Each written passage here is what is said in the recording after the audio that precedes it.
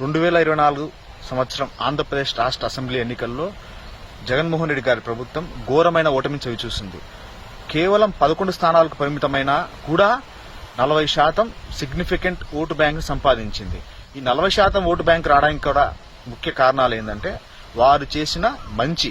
అంటే ఎక్కడ మంచి చేశారు అంటే మొదటగా స్కూల్ ఎడ్యుకేషన్ ని బాగా ఇంప్రూవ్ చేసి విప్లవాత్మక సంస్కరణలు తీసుకొచ్చి పాఠశాలని అభివృద్ధి చేశారు. రెండవది హాస్పిటల్స్, విలేజ్ హెల్త్ క్లినిక్స్ నుంచి primary health centres, Vaidya Vidhana Parishad hospitals, medical colleges, tertiary hospitals లో ఇన్ఫ్రాస్ట్రక్చర్ ఇంప్రూవ్ చేశారు, సదుపాయాలు ఇంప్రూవ్ చేశారు. వీటి వల్లనే ఆ మాత్రం ఓటు బ్యాంక్ వచ్చింది. సచివాలయ వ్యవస్థ తీసుకురావడం, అలాగే పేదలకి బడుగు బలహీన వర్గాలకి సంక్షేమ పథకాలు అందించడం వల్లనే 40% ఓటు బ్యాంకు వచ్చిందని ప్రజలు అనుకుంటున్నారు, నేను అనుకుంటున్నాను. కాకపోతే జగన్మోహన్ రెడ్డిని ఓడించింది ఎవరో కాదు, జగన్మోహన్ రెడ్డిని ఓడించింది జగన్మోహన్ రెడ్డి గారే. ఆయన విధానాలు, ఆయన ప్రవర్తన, ఆయన మాట తీరే ఆ ఘోరమైన ఓటమికి కారణం. మొదటగా మద్యం పాలసీ. ప్రతి నియోజకవర్గంలో 5 నుంచి 10,000 మంది రోజు మద్యం తాగేవాళ్ళు ఈ ప్రభుత్వానికి వ్యతిరేకంగా, జగన్మోహన్ రెడ్డి గారి వ్యతిరేకంగా ఓటు వేయడం జరిగింది. మద్యం రేట్లను విపరీతంగా పెంచడం, నాసిరకమైన బ్రాండ్లు తీసుకురావడం వల్ల వారు వ్యతిరేకంగా ఓటు వేశామని చెబుతున్నారు. రెండోది ఉద్యోగస్తులకు సక్రమంగా నెలకి 1వ తారీఖున జీతాలు ఇవ్వకపోవడం వల్ల వాళ్ళకు రావాల్సిన న్యాయమైన బెనిఫిట్స్, హక్కులు ఈ ప్రభుత్వం చేయకపోవడం వల్ల వారు వ్యతిరేకులయ్యారు. అలా కాకుండా వాళ్ళ కుటుంబ సభ్యులు వాళ్ళు సమాజంలో కొంతమంది ఇన్ఫ్లుయెన్స్ చేసి ఈ పార్టీని, వైఎస్ఆర్ కాంగ్రెస్ పార్టీని ఓడించారు. నెక్స్ట్ ఇసుక పాలసీ. ఈ వైఎస్ఆర్ కాంగ్రెస్ పార్టీ ప్రభుత్వంలో ఇసుక సామాన్యులకి ఒక ఇల్లు, మధ్యతరగతి కుటుంబం సంబంధించిన వారు ఒక ఇల్లు కట్టుకోవాలంటే ఇసుక దొరకడం చాలా కష్టమైంది, వాళ్ళు కూడా దూరమయ్యారు. ఇంకోటి ఎడ్యుకేటెడ్, చదువుకున్న వాళ్ళు మీకు గమనించింటారు, 2023 సంవత్సరంలో గ్రాడ్యుయేట్ ఎమ్మెల్సీ ఎలక్షన్స్ లో ఓడిపోయిన తర్వాత, వైఎస్ఆర్ కాంగ్రెస్ పార్టీ అభ్యర్థులు ఓడిపోయిన తర్వాత అప్పటి ప్రభుత్వ ముఖ్య సలహాదారు బయటికి వచ్చి ఏమన్నాడంటే, ఇప్పుడు ఓటు వేసిన ఎడ్యుకేటెడ్ అంతా మా ఓటు బ్యాంక్ కాదు, మా ఓటు బ్యాంక్ వేరే వాళ్ళు ఉన్నారు అని చెప్పడం.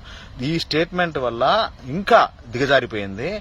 ఎడ్యుకేటెడ్ లో సింహభాగం 80 నుంచి 90% మంది జగన్మోహన్ రెడ్డి గారికి వ్యతిరేకంగా తయారై ఆయనకు వ్యతిరేకంగా ఓటు వేయడం జరిగింది. ఈ జగన్మోహన్ రెడ్డి గారి విధానాలు ఏమిటంటే వై నాట్ 175, అది చాలా పెద్ద బ్లండర్. ఎందుకంటే ప్రజాస్వామ్యంలో ఖచ్చితంగా ప్రతిపక్షం నిర్మాణాత్మకమైన పాత్ర పోషించాలి. ప్రతిపక్షం అనేది అసెంబ్లీలో, శాసనసభల్లో ఉండాలి. వారిచ్చే సలహాలు, మంచి మాటలు ప్రభుత్వం స్వీకరించి అభివృద్ధి చేయాలి. ఎప్పుడైతే వై నాట్ 175 అంటే అది రాచరికం అవుతుంది, ప్రజాస్వామ్యం అనిపించుకోదు. ఇంకోటి ఏంటంటే నా బీసీ, నా ఎస్సీ, నా ఎస్టీ, మైనారిటీ అనే పదాలు ప్రతి దాంతో పాటు బటన్ నొక్కుతా మీకు డబ్బులు వస్తున్నాయి, బటన్ నొక్కుతా అనే పదాలు ప్రతి సభలో మాట్లాడడం వల్ల మిడిల్ క్లాస్ ఓటర్స్ అందరూ చాలా మంది దూరమయ్యారు. ఇవి కాకుండా పేదలు వర్సెస్ పెత్తందారులు, rich versus poor, class war, ఈ పదాలని ఎప్పుడంటే 1947 తర్వాత జవహర్లాల్ నెహ్రూనో లేకపోతే 1960 దశకంలో ఇందిరాగాంధీ గారు చెప్తే ప్రజలు నమ్ముతారు, బాగుంటది.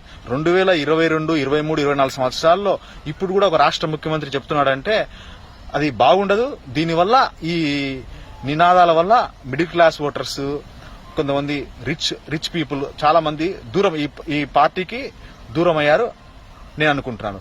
దానికి తోడు ఈ నినాదాల వల్ల అగ్రవర్ణాలు బాగా అన్ని, అంటే వైశ్యులు, బ్రాహ్మణులు, క్షత్రియులు, రాజులు, కమ్మలు, కాపులు, రెడ్డి, ఇవి అన్ని సామాజిక వర్గాలు జగన్మోహన్ రెడ్డి గారు దూరం చేసుకున్నారు. ఇంకొకటి ఏంటంటే మీరు మీ ప్రవర్తన, అంటే మీ నడవడిక, అంటే కేవలం అంటే ప్రజలకు మీరు దూరం అయ్యారు. ప్రతిపక్షాలు మీరు ఎప్పటి నుంచో విమర్శిస్తున్నాయి, మీరు ఒక తాడేపల్లి ప్యాలెస్ అని ప్యాలెస్ కు పరిమితమయ్యారని. మీరు ప్రజలను కలవట్లేదు, లేదా ఒక సామాన్య కార్యకర్తలు గాని, గ్రామ స్థాయి నాయకులు గాని, మండల స్థాయి నాయకులు గాని, నియోజకవర్గంలో పెద్ద పెద్ద నాయకులు మిమ్మల్ని కలవాలంటే చాలా కష్టం. తిరుమల వెంకటేశ్వర స్వామి దర్శనం చాలా సులభంగా అవుతుంది, కానీ మీ పార్టీ వాళ్ళకే మీ దర్శనం, మీతో మాట్లాడడం చాలా కష్టం. మీరు చుట్టూ ఒక కోర్టుని ఏర్పాటు చేసుకున్నారు, చుట్టూ ఒక కోర్టుని ఏర్పాటు చేసుకుని ఏ సమస్య వచ్చినా మీ సలహాదారులకు చెప్పుకోవాల్సిందే. సో మీరు ఓటమికి ప్రధాన కారణం మీ కోటరీ సభ్యులు అని చెప్పుకోవచ్చు. మీరు ప్రజలకి దూరమయ్యారు, మీ పార్టీ కార్యకర్తలకి, మీ నాయకులకి దూరమయ్యారు. అలానే మీ మాట తీరు ఒకసారి గుర్తుండే ఉంటది. 2 సంవత్సరాల క్రితం మీ పార్టీ కార్యకర్తలు ప్రతిపక్ష పార్టీ ఆఫీస్ పై దాడి చేయడం జరిగింది. దానికి మీరు చెప్పే సమాధానం ఏంటంటే, నాకు వ్యతిరేకంగా మాట్లాడినప్పుడు నా అభిమానులకు బీపీ వస్తుంది, బీపీ రావడం వల్ల వాళ్ళు దాడి చేయడం జరుగుతుంది. ఎక్కడైనా సరే హింసను ప్రభుత్వాలు వ్యతిరేకించాలా, హింసను వ్యతిరేకించాలా, అహింసను ప్రోత్సహించాలా. కాకపోతే ఏంటంటే ఆ దాడిని మీరు సమర్థించుకున్నారు. ఆ దాడిని సమర్థించుకోవడం వల్ల కోస్తాంధ్ర ప్రాంతాల్లో మీకు బాగా వ్యతిరేకత వచ్చింది. మీ మాట తీరు ఇంకోటి ఏంటంటే, ప్రతిపక్ష పార్టీ నేతలని, ఉదాహరణ పవన్ కళ్యాణ్ గారిని అతని వ్యక్తిగత జీవితం మీద మీరు విమర్శలు చేయడం, ఆయన పెళ్లిళ్ల మీద, ఆయన పిల్లల మీద మీరు మాట్లాడడం వల్ల ప్రజల్లో చాలా వ్యతిరేకత వచ్చింది. ఇంకోటి పేర్లు మార్చడం, ఇష్టారాజ్యంగా పేర్లు మార్చడం. ఎప్పటి నుంచో ఉన్న హెల్త్ యూనివర్సిటీ పేరు ఎన్టీఆర్ యూనివర్సిటీ పేరు అనవసరంగా మీరు వైఎస్ఆర్ యూనివర్సిటీ అనే పేరు మార్చడం వల్ల కూడా సామాన్య ప్రజల్లో చాలా మందిలో వ్యతిరేకత వచ్చింది.